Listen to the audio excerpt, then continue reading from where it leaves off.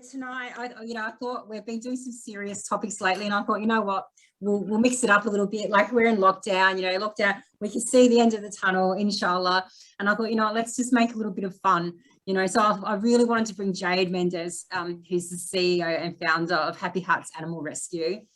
We actually did uni together a couple of years ago, and I love her so much. So I just want her to share a bit of the work that she's doing, and just to give people an idea of where pet care in Australia is going, and do you know what I mean? So tell us a little bit about your organisation, Jade, and what's going on there. So we rescue a lot of colonies that are left out, so strays or abandoned animals which populate over time, a short period of time through kitty season, and we end up trapping them and getting them vaccinated, de-sexed, and trying to stop the colonies growing before we possibly can, and then get them handled, adopted, and then start with a new colony. But it all starts with people not de-sexing their animals, or not microchipping, or some actually microchip and don't de-sex, and then we contact them with a lovely putty cat with a big litter, and they'll say, no, we'll hand them over to you. So responsible ownership of animals is the highest amount for us, just to stop a lot of the colonies from producing thousands and thousands of little fur babies that aren't going to get medically treated. Yeah. So just to give everyone an idea, like how many kittens does each cat have? I mean, you were just telling us a story before about you've got 70 or so cats in your care at the moment. Just tell us about that, what you were telling us about before. And I need to just put my laptop on charge, so I'll be back. Yeah, so we 3 different colonies. From one certain area, we actually had 2 grandmothers who were only like 2 years old, their daughters and their baby kittens, which they had made them grandmothers by the time they were like 1.5, 2 years of age. So you can imagine how much the population would be if we didn't trap them putty cats, and coming new kitty season as well. So we ended up having just under 150 animals, fur babies, in the last year. And myself and my mother handled them all and got them all treated. But that was a lot of cases of animal hoarding as well, or not knowing that they needed their treatments and things like that. We also do a lot of surrenders. We try to help people that want to keep their animals to build enclosures or whatever they might need, treatments or food, things like that. But we run solely on donations and running fundraisers.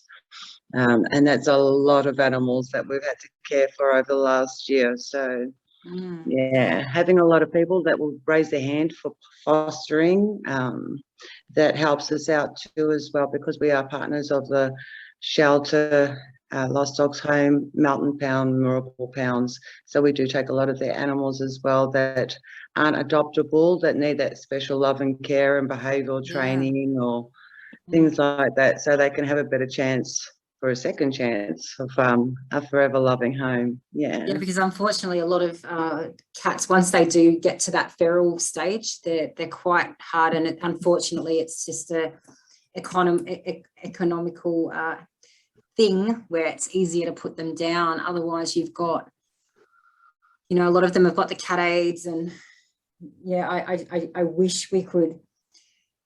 I guess it's going to take time for people to understand the full thing of it. It's easy, isn't it? It's easy to just go, well, my cat's king of the world and he can do whatever he wants, and he can, we wish it was like that, but unfortunately there's so many diseases and things like that. Parvo is actually in the ground, as you know, and lasts for 7 to 10 years without being bleached. So any animal that goes in that area is likely to catch it without any vaccinations. And absolutely, without them vaccinations and treatments, they're more likely to have so many diseases and carry them further. And it's a very slow death, Parvo. It's very, very serious. It is so serious. We had a girl in our WhatsApp group, actually, her favourite little cat, you know, contracted parvo, and the chance of survival is so slow, but because people are so low, but because people are attached to their animal, it's very hard for them to agree for the best course of action being to euthanize. But it's a slow, painful death. It takes a number of days, and they bleed out. They literally bleed out. It's a nasty, nasty disease. It's horrible. You know, cat AIDS is very contagious. 1/3 of our Australian cat population has it. And even though they can go on to live many long years with it, eventually it is the same as, you know, human AIDS, and it does affect their immune system. And again, it's these are deaths that can be prevented, you know. Yes, we've had quite a few of our rescues that have had feline AIDS. Unfortunately, it's due to fighting for food. Yeah. We find once they're in captivity with us that they're no longer fighting for that food and resources that they actually need. So, yes, a lot of the outdoors putty cats, unfortunately, do get all these extra diseases and carry them through to other putty cats. Yeah. Tell us about fleas and, you know, the ticks. Well, a lot of people say that the ticks, especially now, having a look at your animal when it's coming indoors. If you've got an outdoor enclosure, just checking it over, because there is a big season of ticks at the moment as well, for dogs as well. So thoroughly checking your animal after you've had them outside in the enclosures. Also with a couple said to me one time, oh, well, our animals are indoor, the putty cats are indoor.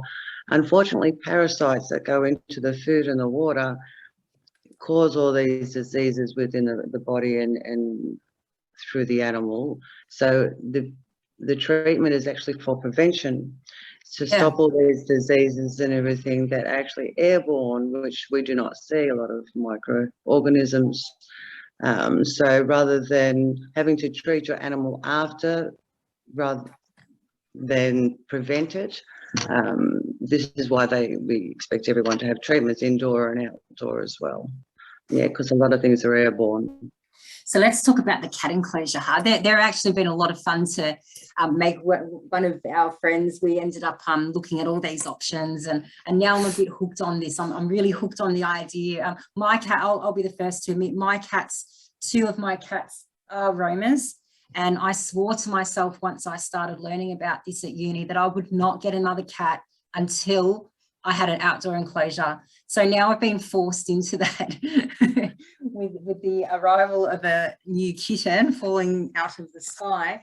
I'm dead set going to stick to that promise, and I've made it priority now. So I'll be putting rollers around. I'll be putting rollers around part of the yard, and then the back fence is down. So this has been my excuse for the past couple of years. I'm in a rental, my back fence is literally down, you can walk through it to the neighbor's yard, and that's been my excuse. You know, I'm moving soon, so I'll do it then, and I'll just make sure I move. But not enough. Like, I've had this little kitten fall out of the sky, and you know, at what point do you actually draw the line with yourself? So, you know, enough's enough. You can't just, you know, tell everyone this is how you're meant to raise your cat. You're not doing it yourself. So, you know, I'll have to get a 25 by 3 meter cat net, which is actually quite cheap.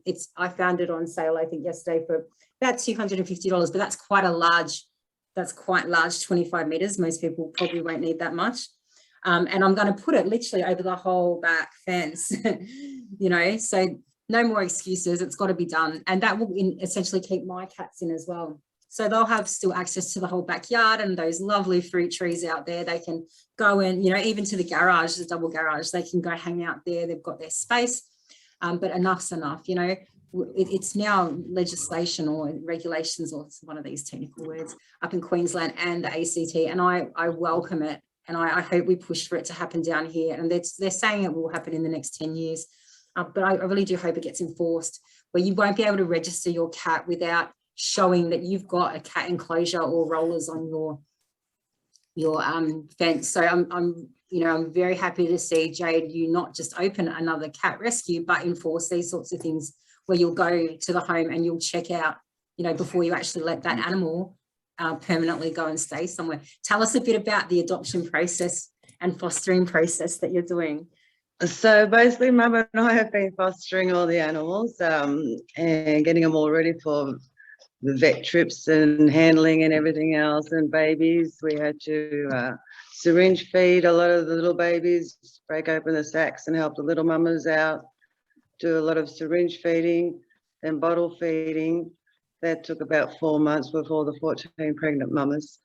Yeah, so that was a lot of work. We got through it all with a lot of help from friends and family, which was great. But now we're down to 7 of our fur babies left now out of the 100 and nearly 150 that we had and took care of. So now we're at a stage where we can just take in as much as we actually can afford and care for a lot easier. Yeah. So 150 times, how many kittens do they have each year? You have just saved 150 times.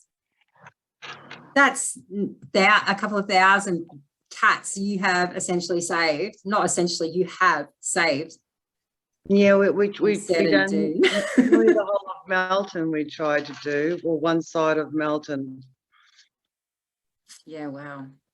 Yeah, so that's just one suburb. Imagine all the other putty cats that are out there that need rescuing. Yeah, absolutely. So fostering a lot of them, then, you know, socializing with other animals is quite important, isn't it? You know, like it's not just about grabbing that cat and, you know, giving it to yourself. It's got to socialize. You know, tell us about that. We have I do a certain stage, so I put it in a little room, quiet, have everything ready for it already, so there's no moving around and everything else, and just getting it used to me and giving it some quiet time, and then having me coming in and out on a regular basis with calm voice until it comes up to me and gives me a bit of a nudge, and then it takes me about 3 or 4 days before it stops swiping and biting. So then it goes to that little playful side, and then it starts purring, and then it'll give me a few swipes, but then it'll let me pat it a little bit. So then it takes about 3 or 4 days, and then it starts settling a lot more. And then when you come in, it'll come and approach you straight away. And a lot of the times it'll give me a little headbutt. And then, you know, within a week or so, it starts playing with its toys, so it starts settling a little bit more, then I can start introducing it to the other putty cats, but into an enclosure, and the other ones are free range. So they get used to their smell as well, so they start adapting. A lot of putty cats you'll see that can't be with other putty cats, because I'll do it in one bedroom that they can see the other putty cats through the garage opening as well. They have their own open cage, so they can sit in the sun and watch the birds, but the bedroom window can see that. So I've got little Mishka, she's from the Lost Dogs home at the moment, and she's beautiful little fiery thing, so I can't have her in the garage with the other ones with the play centre, because she'll look up through the window and then she'll get a bit of excited. So when she gets a little bit overstimulated. Yeah, so yeah, we've got her, so we know by that stage what they can usually handle as well, if they're overstimulated or not. Young Ledger, I let him out for a little bit last week because he was getting really good in the cage, but the excitement and the big area from the outer cage overstimulated him, and he started attacking me a little bit more. So I had to put him back in the cage. And as soon as I put him back in the cage, he just relaxed, started purring. So every putty cat has their own different stages and times. Jackson was a huge boy. You see, he was adopted with Tilly Girl, and huge boy. It only took me 3 days to tame him, where others, they might take a little bit longer, 2-3 weeks, sometimes a month. It depends on the putty cats as well. Show us the couple that you've got at the moment. Okay, let's have a look. I'm not really good at swapping things around, so I'm going to... No, all good. Hey, baby. So you guys solely operate on donations and, you know... And fundraising and my poor pocket. So let's go see Little Ledger. This is the one I was talking about. So this is just a couple that you've got at the moment? Yeah. So this, I can't wait if I can get this around to you so you can see Little Ledger. Where can you see him? Where's that? Hello, baby. might go in there so you can see what he's like. You'll be able to see him better when he's with me this way, because I'm not the best photographer. Yeah, it's all good. I'll close this door. Come on, baby. I'll hold you one second. Close the door. There we go. Hello, little one. So who's this? Oh, Janelle, he'd go great at your house. So this is little Jade Mendez. Hi. Hi. Can you see him now? Yeah. So how long have you had him for? So he was coming from the waterways underneath the bridge. Oh, wow. So he would have spent his whole life, getting rats under the bridge. Ow. Yeah, he's only a year old. He was matted to the boat, like to the core. It wasn't in a good way, but I have befriended him. It took me about a month and a half of feeding him outside, and there was putty cats coming out the front. So I waited until I put a carrier that they could go inside and eat, and put water out there, and all these 3 of them, him, his sibling, and another putty cat. So he's been de-sexed, microchip, vaccinated, everything. He's a good boy, but he gets a bit anxious and starts attacking me sometimes. So he's still getting there. He's not got FIV, which is surprising. Yeah, wow. But his brother, I think my brother or sister, the sibling that we've got, the poor baby, and the other one looks like he's been abused. So he's in a stable condition, and I've got him booked in with our vet next week. What a face on this one. Such a man, huh? That's a man. Who needs a husband? Who needs kids? So he's a really good boy. So yeah, I befriended him. It took me about a month for him to come up to me out the front of the house, eating our food and everything. So I gave him the best of food to fatten him up and get him his immune system built up before I even got him. And then as soon as I got him, I treated him and everything with fleas and worms and checked him over. And he was beautiful like this until he attacks you. When he won't let me move.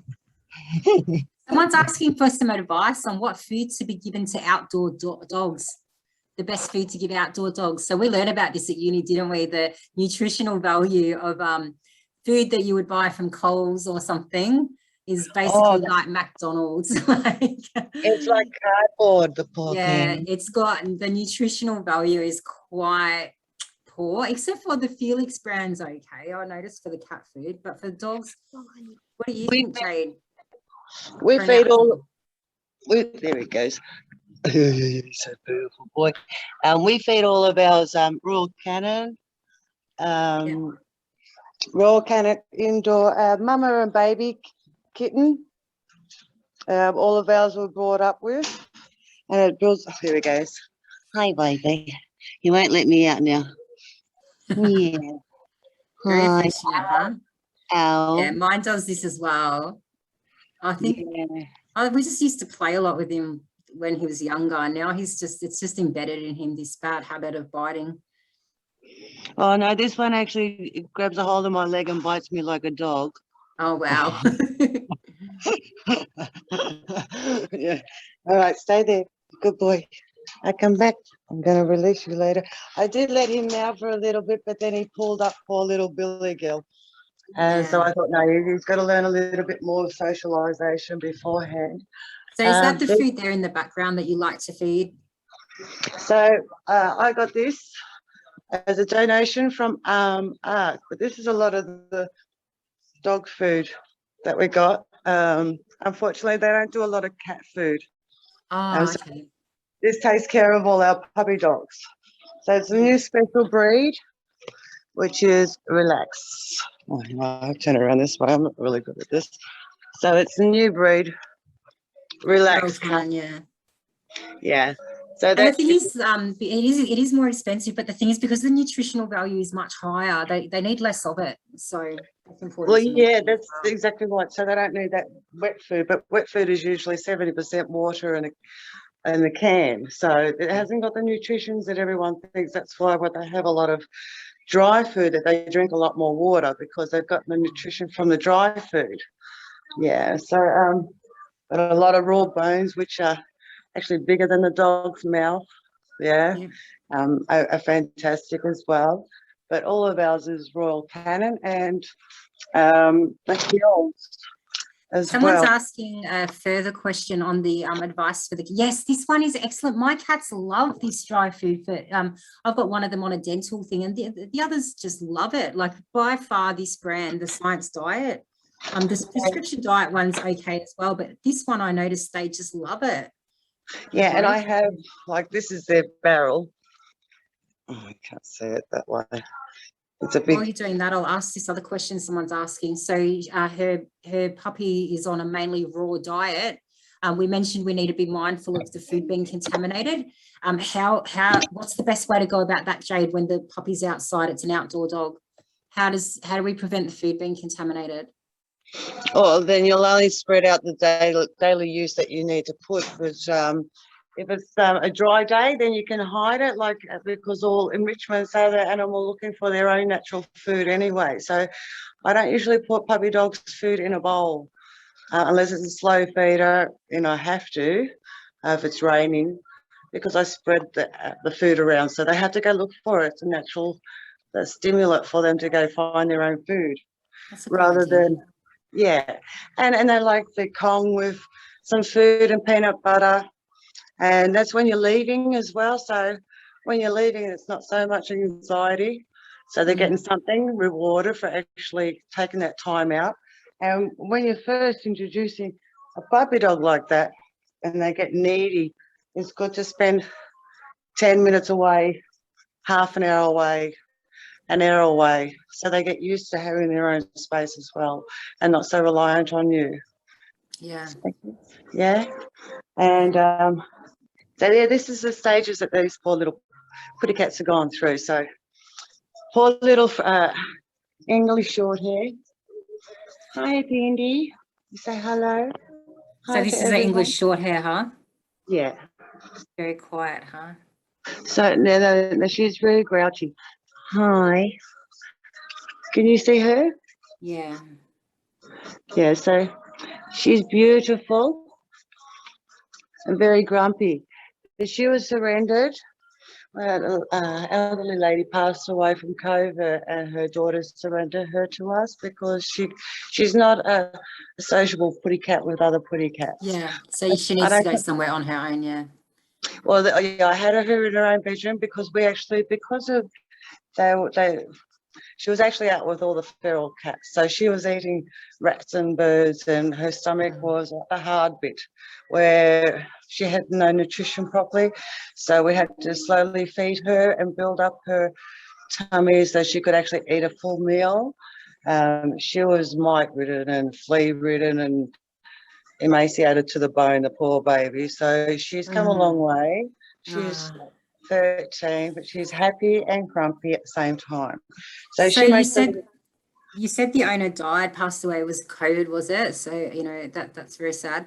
But so just on that subject though, is it a good idea? Do you see many people passing away and their animals are forgotten about? So is it a good idea for people to maybe put this in a will, or just really voice it to someone, what they would love to happen to that animal if something were to happen to them?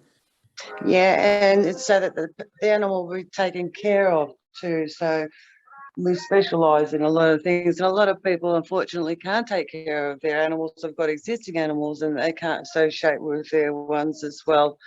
So we end up taking a lot of the animals in which unfortunately can't be taken care of. So that would be a thought in the future for your fur babies, if you know that they're going to be taken care of. Yeah, because it's one thing to give to somebody, but as we've been trying to tell people, like, has the house it's going to got an outdoor enclosure? Is there rollers on the door? We've got to think long-term sustainability of the cat's life. I mean, a cat's life can be drastic. I mean, a cat can be with you, 15, 20 years on a good life, right? Yes, I rescued, her name's Missy. She's a ginger, rare putty cat. Oh, ginger girl. Yeah. They are getting rarer.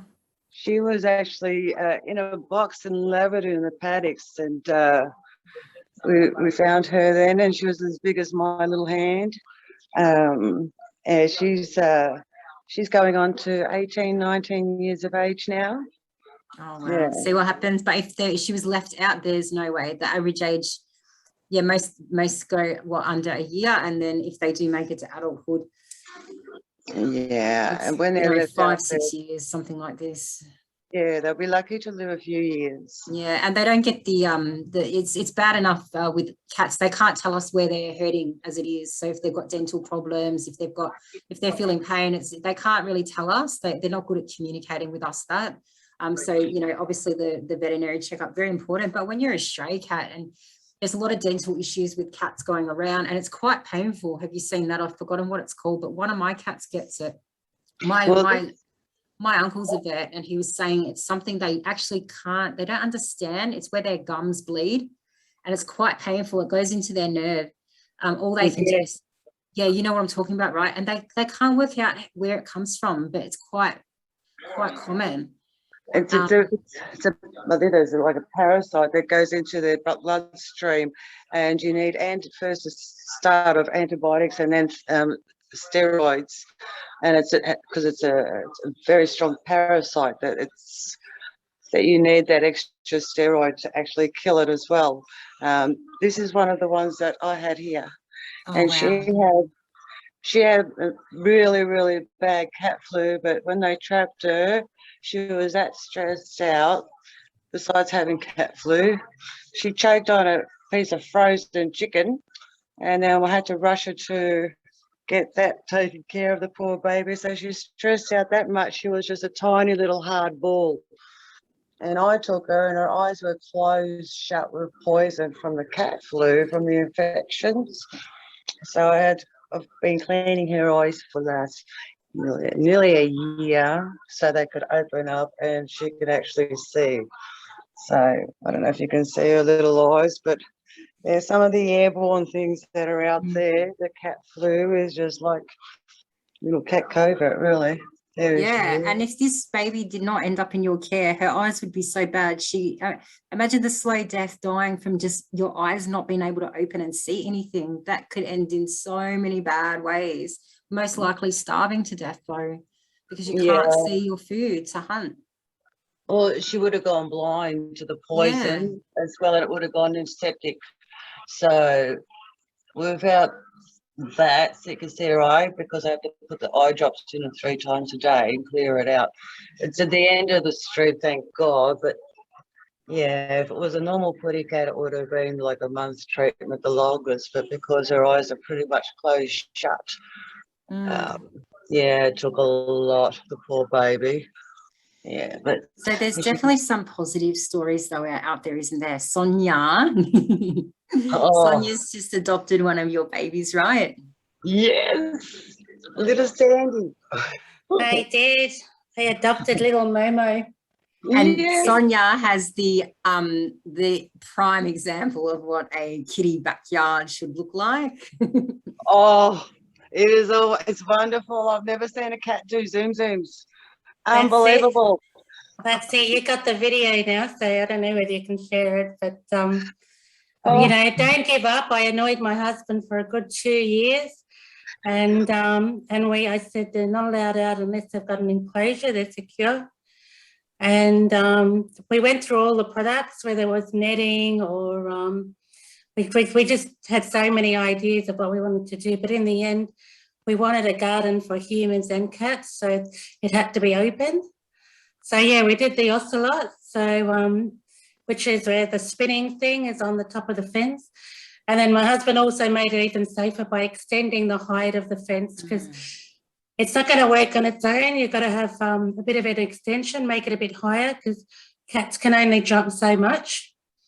And the other thing is you've got to look at all your boundaries as well. Make sure that there's not big pots and things that are going to help them try to get over that fence and over the ocelot. Or what Sarah says, where you can put the piping on and things like that. PVC piping, yeah. Yeah, so I mean, you don't have to. If you did want to go fancy with the ocelot and make it as part of like a landscaping, if it's your own house or whatever, They had, I think, a factory seconds option, which I think brought it down by about 30 or 40% in cost. And it actually cost us like next to nothing in the end. And I honestly, out of what was delivered, probably only 1 or 2 were dented. So, yeah, so. It looks great though. Like it just looks so great on your fence, yeah, you know. The girls love it. My Coco and Foxy loved it. And look, when you let them out there, also make sure you supervise in the beginning and just have a look how they behave and make sure that they're not going to try and do a Houdini, because nothing's 100%. So you got to like warn them. So I did send a video to Jade where it shows the Foxy got 1/3 up and she sort of hung there, and yeah, she was a bit overweight, my love. So yeah, she just kind of, but that was her one and only attempt. And I think Coco tried once and she only got about 1/3 and she gave up. But they were too busy looking at the sky. They just love it so much. And we don't have Adela's problem, so we don't have any litter tray problems. So they just poop outside and its house is clean and I'm happy. It's a perfect existence. So make an outdoor area if you can, because they love it. So yeah, I rescued a tuxedo from Jade, a little 11-month-old, and after 1 month of very stressful mind games between a crazy Geordie and a terrified tuxedo, we are currently coexisting. So I'm telling you, if you're going to rescue a cat or get a cat, be in for the mind games, because it's a lot of work. But I tell you what, the rewards are amazing. I've got little Momo just follows me everywhere now. Everywhere I go, she loves the vacuum, so she follows me when I'm vacuuming. Oh, wow, that's a first. She looks at my husband and I in desperation when Coco gets aggressive, because she's still bullying. So she's just bullying at the moment just to be horrible. She's not actually, the hissing's died down. And so just every now and then, Coco decides, I think I'm just going to be nasty, and she corners her somewhere in the house, and little Momo just waits for us to come and rescue her because she won't get around her, and it is what it is. Wow. Alhamdulillah, so yeah. Very rewarding. So I think Adela amazing. Just adopted 2 cats that had bonded together, and I'll reward her. Most people want kittens, right? But yeah, I know Adela, if you can see her camera here, she's got, look at them. Yeah, the 5-year-old that cleans up the house. Oh, so how old are they, Adela? 3.5 and 5. Yeah, so this is very amazing of you to adopt. This is amazing. We need more of this rather than people wanting it. He's got his ass in my face, so that's his head on that side. Hello, baby. Hello. I'll put the heater on in front of him, so it's not going to move. Yeah, wow. So Jade, we'll wrap it up soon. We've been here for a little bit, and as we all know, when we all love animals, we can actually be here all night talking purely about animals. So, yeah, if people were to donate towards your organisation, where does it go? It goes straight from our, you can do it on our website, on our Facebook page, on our donate button, and that all goes to rescuing more putty cats that we need to do the treatments, funding, desexing, microchip, everything else to get them ready for adoption. Yeah, so we need your help. I'll put the link up on our Facebook page, actually. I'll do that.